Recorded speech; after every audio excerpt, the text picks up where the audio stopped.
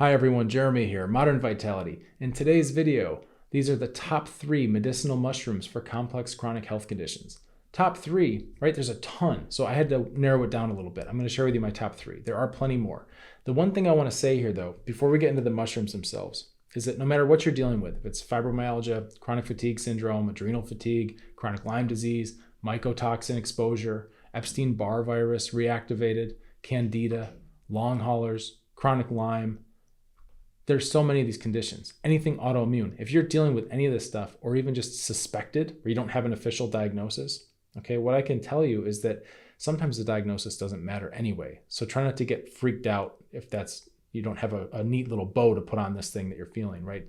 The words are sometimes ineffective anyway when you have a diagnosis. So that's not a deal breaker. But what you want to understand, the most important thing is that these are complex multi-system conditions. All right. This isn't something straightforward like I've got reflux in my stomach and that's it. Okay. These are things where your immune system, your digestive system, your neuroadrenals, your blood circulation, your hormones, all that's affected. Everything is affected and it's all leaning on each other. This is why these become like head scratcher conditions for especially the conventional medical establishment, as well intentioned as they are. They don't have a framework to handle these kinds of complex, multifaceted situations. A lot of alternative practitioners don't have it either. So it's been my mission to start to take this type of thinking where we're looking at complex systems and break it down so that anybody can start to understand it and apply it to their healing process, whether they have a diagnosis or not. Doesn't matter. Okay. If you want to look outside and you want to see the weather, you don't have to know that it's 66 degrees with a 10-mile-an-hour southwest wind and 85% humidity. You don't have to know that stuff. You can look out and you can feel it and you can experience it without having to name it. Okay, this is important. So it's a little off topic, but this is the kind of context you got to have. You got to have these understandings, because if you're chasing a diagnosis, or you're stuck kind of where a diagnosis seemed to set you free and you felt relieved because you finally got a name for what was bothering you, but now that diagnosis has become a trap or a cage because there's no like cure for it, we're going to break that mentality right now, because we're looking at the qualities of what's going on in your system. All right, it's a whole different deal. So when you start doing whole systems thinking, you're looking at immune system, digestive system, neuroadrenals, blood circulation, endocrine system, right? You want to look at all these things in your body and learn how to go through systematically, right? One at a time, and emphasize and focus your approach until each one is better. This is how you build lasting change. It's like a combination lock, basically. You've got to enter the right number and then the right number and then the right number. Okay. So why I'm saying all this is because I'm going to share with you a few of my favorite medicinal mushrooms for these types of conditions. But of course, these aren't silver bullets, right? Don't get your hopes up and put like all your chips in on one mushroom, because really the reality is you want to have a strategy. These mushrooms work really well within the context of a larger strategy. So we'll talk about the mushrooms. I'll share with you some of my favorites, and then we'll look at the strategy so you can figure out how to use this and any other things you're doing, right? Any other herbs, any other therapies, any other pharmaceuticals, supplements, breathing practices, whatever it is, it'll fit into the structure so that you can start to plan out your long-term strategy for healing. Okay, let's get started.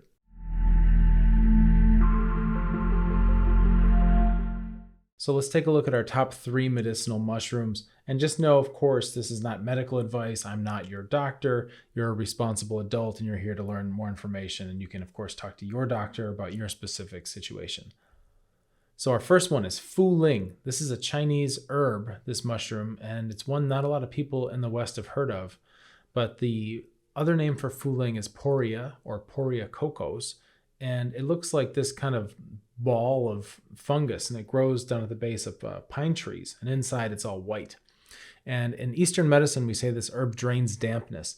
Now, why is this important?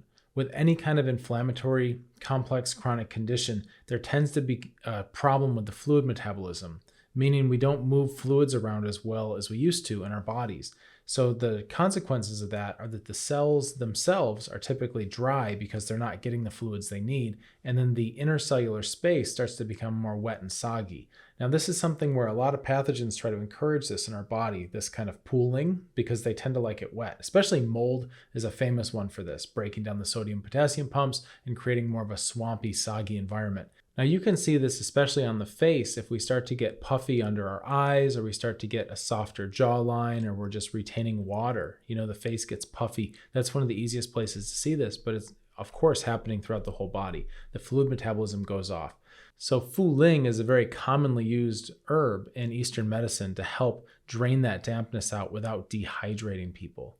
Modern research is also showing Fu Ling has some antiviral properties, which is important if you're dealing with any kind of hidden pathogen in the context of a complex chronic health condition. There are also some antioxidant properties that can help prevent the stress on your body from oxidation, which is usually happening because your body's hunting down some kind of pathogen, right? We're getting that oxidation effect, and we can use this medicinal mushroom to clean up some of that damage. There are also hints of anti-cancer potential. Does this mean that this is the cure for cancer? No, absolutely not. I'm not making that claim or suggesting that, but there are some studies which are showing that it has some decent effects, especially if you use it in combination with other therapies. And again, this would likely have to do with the immune function of this herb. It also has anti-inflammatory properties, which is good, especially if you've been smoldering for a long time with a complex chronic health condition. And we have blood sugar regulation. Why is that important? Well, blood sugar regulation is important for a lot of reasons. One of them that I'll offer here is that when we have pathogens, especially a fungal infection, especially that, but other pathogens too, like bacteria, they eat blood sugar. Right? That's what their fuel is. So anything we can do to regulate the blood sugar will help to keep them from gorging and getting out of control. It's very important to understand this. A lot of antifungal type herbs also tend to regulate blood sugar. And then we also have its use as a traditional beauty tonic. So this is one of these secrets that ladies have for glowing skin, right? They're using Fu Ling. And that makes sense because it's helping to shuttle the fluids around and not having these dry places and these puffy places, and instead having more nurtured cells. You would think that would only contribute to something we would consider superficial like beauty, but hey, who doesn't like to look good and feel good, right? Here's some research on Fu Ling. Biological activities and potential health benefits of polysaccharides from Poria cocos. That's Fu Ling. And we have a bit of history here, and then we have a summary: anti-cancer, anti-inflammatory, antioxidant, and antiviral. It's very important. They're showing there's some potential for further development for cancer as an adjuvant therapy. It's got immunomodulatory and antiviral effects. This herb is an underrated and not well-known powerhouse, especially when we're in like stage 1, 2, and 3. Here's a paper on the anti-hyperglycemic properties, which means it regulates blood sugar, of crude extract from Poria cocos. That's the Fu Ling, right? Blood sugar regulation, very important. Here's another one on the anti-inflammatory effects of this extract from the Poria fungus. Here's another one. Fu Ling, a Chinese herbal drug, modulates cytokine secretion by human peripheral blood monocytes. This is showing the effects on the immune system. This herb is an underrated powerhouse. Fu Ling usually comes in powder and in pills, and most often it's in formulas. So you can get the single herb Fu Ling in a powder form. Some places will encapsulate it, but usually, traditionally, you use this mushroom within the context of a larger formula of Chinese herbs that are set up to balance everything out, because we're not trying to do one thing to just grab a silver bullet, right? We have these formulas that work together in synergy. So traditionally, you wouldn't really see Fu Ling used by itself all that often, although sometimes it does happen. All right, our next one is turkey tail. So turkey tail has been shown to increase immune system function. Now, is this a bad thing? What if I have an autoimmune condition? Well, it seems to be that turkey tail creates a bit more immune specificity, which can be good. It's also antiviral, has some antiviral properties, which is helpful if you have a lingering virus, right, or viruses. And it's been shown to have some anti-tumor properties. In fact, turkey tail is becoming quite a powerhouse, especially in Japan and in China, where they've isolated some of the extracts from this, and they're using it in conjunction with chemotherapy and other types of cancer treatments, and they're getting really, really promising results. When we start looking into medicinal mushrooms, it's helpful to understand that there are different types of fungus out in nature. And a lot of the medicinal mushrooms are the type that grow on trees or decaying wood. And it's really quite interesting because what you'll have is the mycelium, which are basically like the roots. It's the thin, thready strands of root material that are inside of the decaying log. And then you'll have the actual fruiting body, which are the pretty mushrooms that we see coming out. Now that mycelium is going in and it's decomposing the wood. These types of mushrooms tend to have a very special skill set for creating enzymes to help them break things down. They can break down very hard things, just like we can't just eat a tree. We don't have the enzyme capacity to eat wood for the most part, but these mushrooms do. They have this enzyme capacity. So what else they've been looking to do with these is train them to break down pollutants. And turkey tail is one of the more promising mushrooms for this. So the mycelium has in its DNA the recipe for all kinds of enzymes. They can break down all kinds of stuff. And when you put them in the right environment, they'll start to activate that part of their DNA and start to make new enzymes. So it's really quite interesting because if you're looking at these medicinal mushrooms, oftentimes we harvest the fruiting bodies. Like I go out with my kids in the forest and we'll harvest turkey tail and we'll make a tincture and a double extraction. We just cut off the actual little mushrooms there. But another way to look at this, and something you may consider pursuing, is to try to find a company that will provide the mycelium, because the mycelium is stronger with that enzymatic breakdown, if that's something you feel like you need. This is where we have more of a capacity to start to break down pollutants that shouldn't be in our system, that shouldn't be in our ecosystem, and shouldn't be in our body system.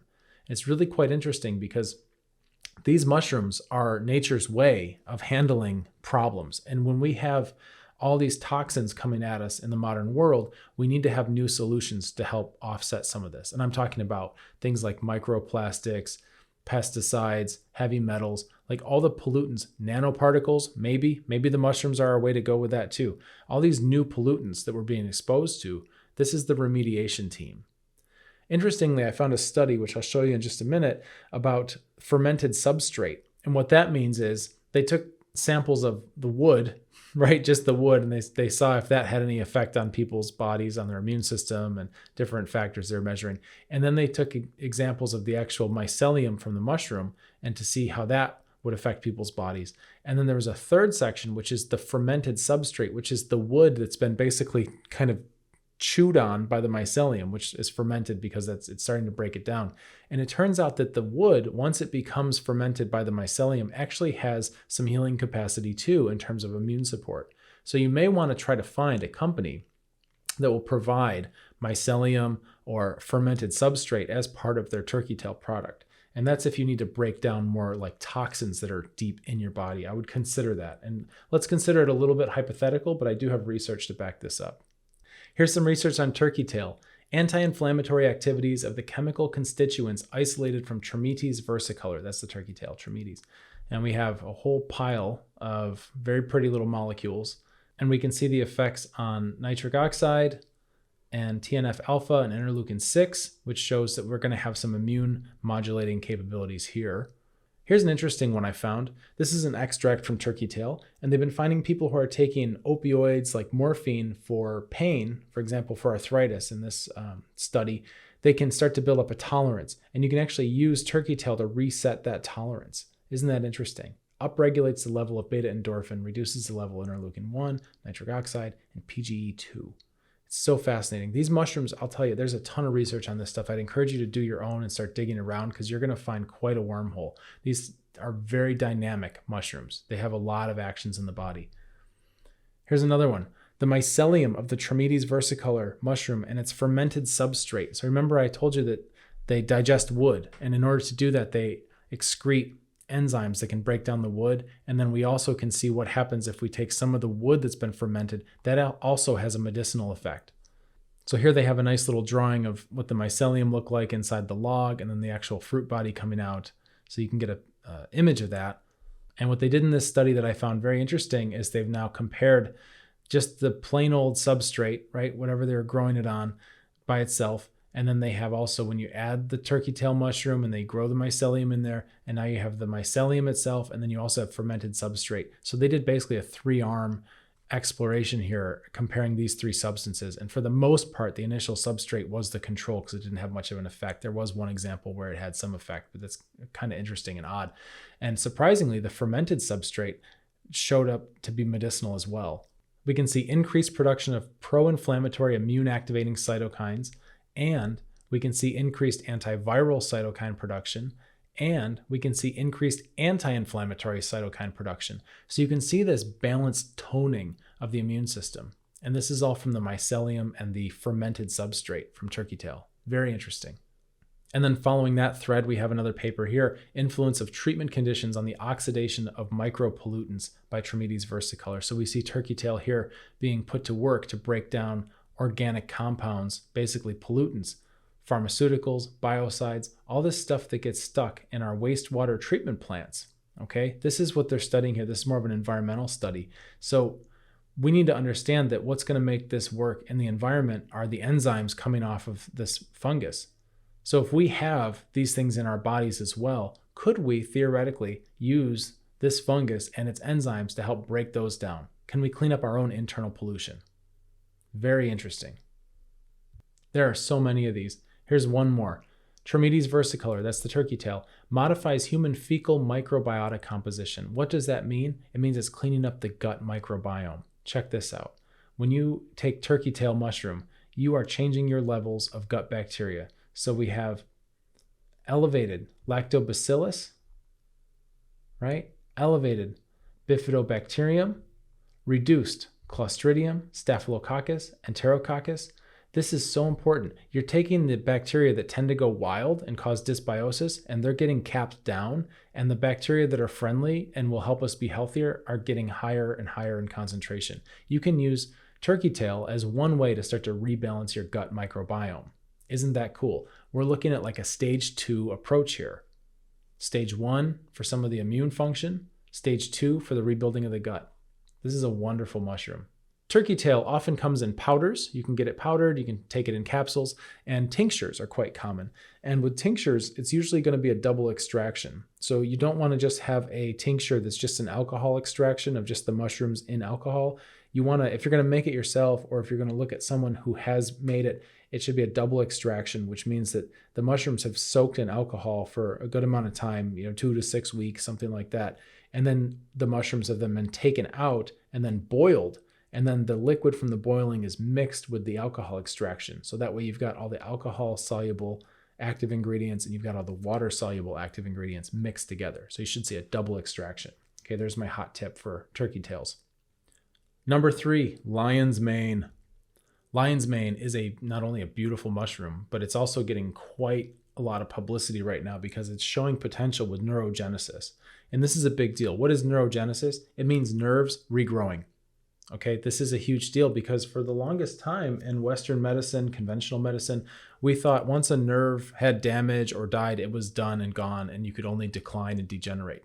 And since our nerves are so important for all of our functions, losing nerve ability means that your life is going to get severely impaired.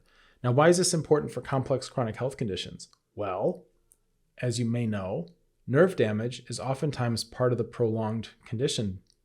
When we have all this inflammation going on, eventually it gets to the nerves. Or if we have pathogens coming in, eventually they're trying to get to the nerves. So we need to make sure that we protect our nerves because that's the communication.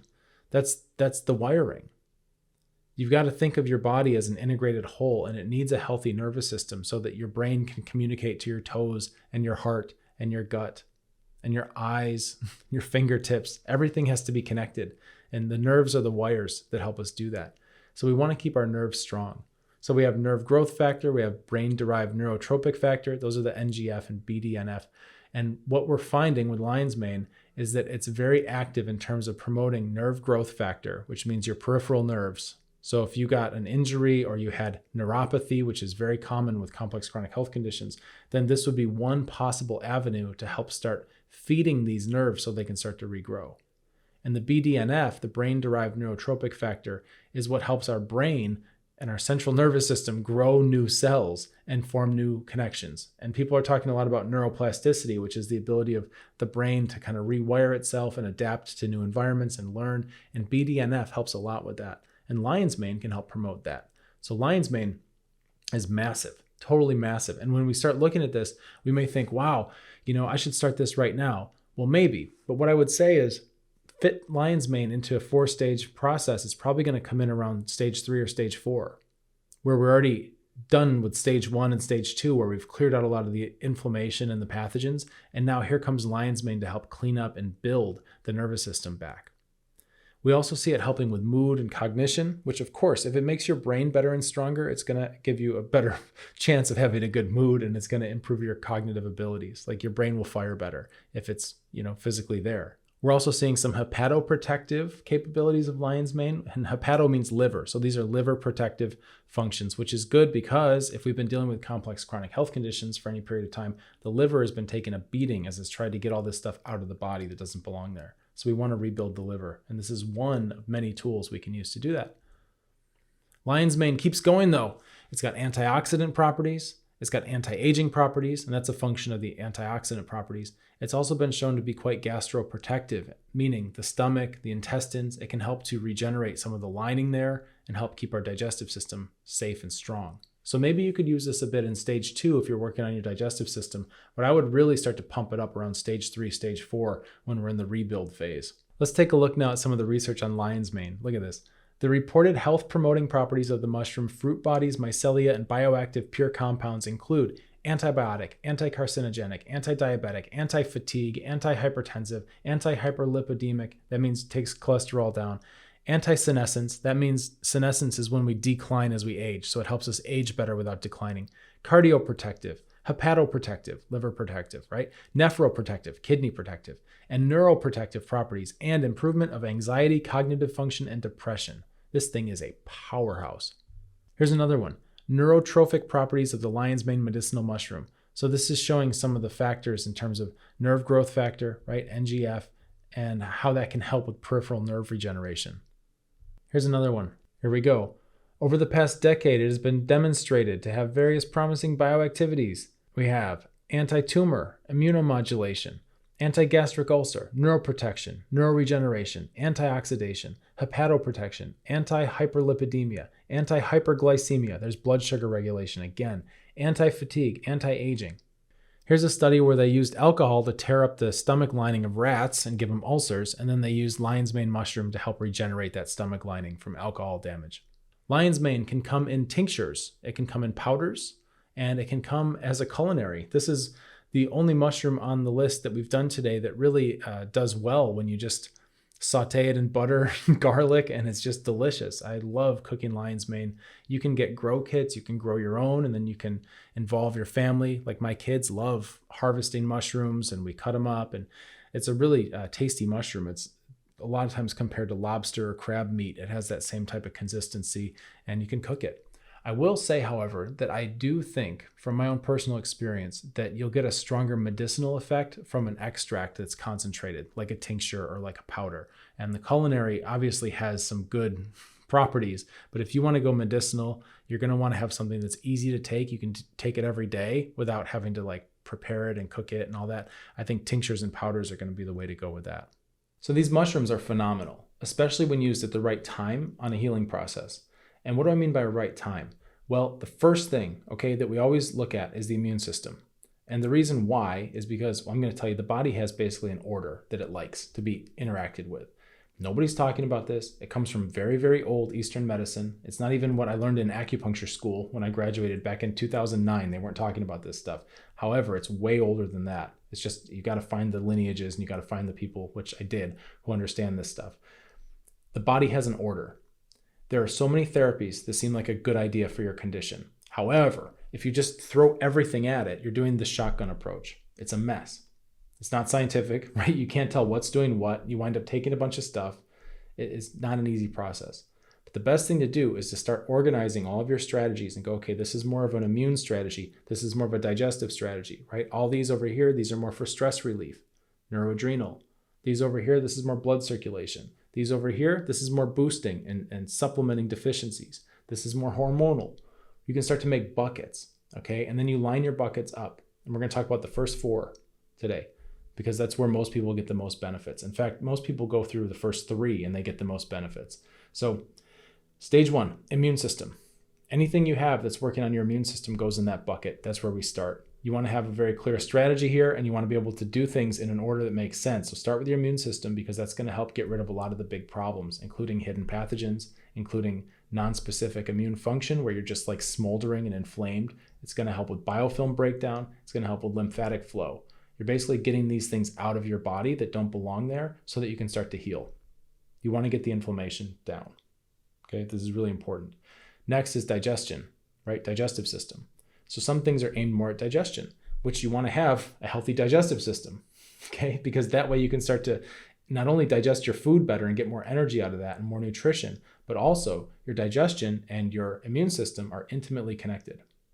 Your digestion is where most of your immune system lives anyway. This is really cool. We're finding this out now through modern science, but it's, validating things that we've known in Eastern medicine for 3,000, 5,000, something thousand years, okay? Very important. We also have gut dysbiosis, which means the balance of the little creatures that live in your intestines needs to be restored. So there can be some things that are growing and getting out of hand. There can be some things that should be there that aren't due to a variety of factors, including what we eat, but also what we're exposed to. All the toxins, chemicals, pesticides, all this stuff, mycotoxins, right? There's a lot of things going on. Other meds, antibiotic use. There's a lot of stuff we can attribute to this imbalance in the guts. So you want to start to restore that. That's the next step. Stage 3, neuroadrenal, stress time. Okay, this is where we get going with the way our mind is working, the way our nervous system is working, the way we handle stress. If we feel neurologically overwhelmed, if we feel like we have a very close trigger, right? When little thing happens and it's like, whoom, we get so, stressed out. We want to start to increase that threshold. This is where a lot of different therapies can be useful. There are herbs, there are supplements, there's breath work, like breathing practices, there's all kinds of stuff. And this is where those live. One of the mistakes I see happen a lot of times is people try to start there. We go, oh, it's mind over matter. I healed my mind. But really, it becomes very difficult. For example, like if you've got a bunch of parasites and heavy metals in your body, it becomes very difficult to will that stuff out. Whereas you could just go after your immune system first and get that cleaned up. And now you have a stronger base to stand on when you start to work on your own personal growth and spiritual practices and the way you show up in the world and the way you handle and metabolize stress. Okay, you set yourself up for success if you do things in the right order. This is also when we tend to get the sleep cycle dialed in better, right? Get that circadian rhythm going. It's lovely. Okay, we get back in touch with nature and how we evolved. The fourth one, blood circulation. This is where we start to move blood. This is where we start to really feed the cells and the tissue so they can grow, right? They can repair. This is where exercise tends to come in. This is one of the kind of mistakes I see people make too, is they try to start here. They start at stage 4, blood circulation, by starting some kind of exercise regimen when they have a complex chronic inflammatory condition and fatigue and exhaustion, and there's no energy to be had. And we think, oh, I better push through, right? I better push through it because exercise is good for me and maybe I just need to just break through. And what happens instead, because there's still inflammation that's just rampant in the immune system, most likely due to hidden pathogens or some other thing setting off the immune system, okay? What you do when you exercise is you're just recirculating all that inflamed blood, and then you get PEMS, post-exertional malaise syndrome, where you're knocked out for like a week, just suffering, like with this hangover from exercise. This is what happens with skipping steps. But if we do it right, if we get that stuff cleared out in the first place, by the time you get to stage 4, all of a sudden taking a walk or doing exercise or playing pickleball or whatever you're into, right? Kayaking, whatever it is, now is not going to be such a threat to your body because you're not circulating around a bunch of inflamed blood. This is really important to have this distinction. I've seen so many people who get so burned out because they try and fail, but you're trying things in the wrong order, which is why it's failing. There's nothing wrong with you specifically. There's no reason you can't exercise. You just can't exercise yet. It's not time yet. We have to get the rest of your system ready. Okay, so those are stages 1 through 4. So whatever you're doing, whatever therapies you're using, you want to start to examine that. And you want to start to understand, what system am I working on now? What system am I emphasizing with this? And can I make sure that before I'm working on exercising or working on my stress relief or whatever it is, that I've started with stage 1 with my immune system? Can I make sure that? Okay, it's really, really important. When you go in the right order, just like a combination lock, when you go in the right order, then it opens, right? It opens up, it expands, your world gets bigger. If you go in the wrong order, you're just going to be, trying to bang your head against the wall while you're trying to bust into a locked door. It's a whole different deal. Most people think that unlocking healing is like finding the right key for the lock. And that's a misconception because it's not a key lock, it's a combination lock. All right, looking for a key means grabbing for a silver bullet and just hoping and praying that the latest supplement or whatever is going to just solve everything. There is no key. It's a combination. And the combination has to be the right stuff in the right order. Okay, those are the 2 caveats. This is just how it works. This is what I found. This is like the best way possible that I know to get somebody from feeling sick, shrinking world, not really happy about life, not much of a future, right? Frustrated, overwhelmed, exhausted, burned out, to working through the stages and then going, hey, I've been back to life again. I'm having sex again. I'm doing things. I'm showing up for my family. I'm throwing a party for my grandson or whatever. I'm traveling for a wedding. I'm in Europe walking along on cobblestone streets and I'm not getting tired. I'm in New Zealand hiking mountains and going down beaches when I used to have fibromyalgia and be afraid to leave a 2-mile radius of my house because I was going to be exhausted. Right? These are how you get those changes. It doesn't just happen magically. You've got to have the right combination, which anybody can learn. That's part of my job as I see it. If you're struggling with a complex chronic health condition, you might consider not struggling alone. I've built an amazing community. We've got our own chat group. We're off of the big tech things. It's just our own private chat where you can come in and you can meet other people who are lovely and positive and vibrant and supportive. Really fantastic people from all over the world that are on various stages of their healing journey. They're working the stages, right? Immune, digestive, neuroadrenal, blood circulation. They're in their process. I'm in there every day. It's free to join. You can come on in. You can ask me anything. You can meet some other people. You can be inspired. You can ask them things. What's working for you? Here's where I am. Introduce yourself. Even if you're shy, even if you're an introvert, it's a fantastic community. There's plenty, you're going to be in good company with introverts. There's plenty of introverts, right? We're very respectful. We're very kind. We're careful with each other's energy, right? We have very good boundaries in there.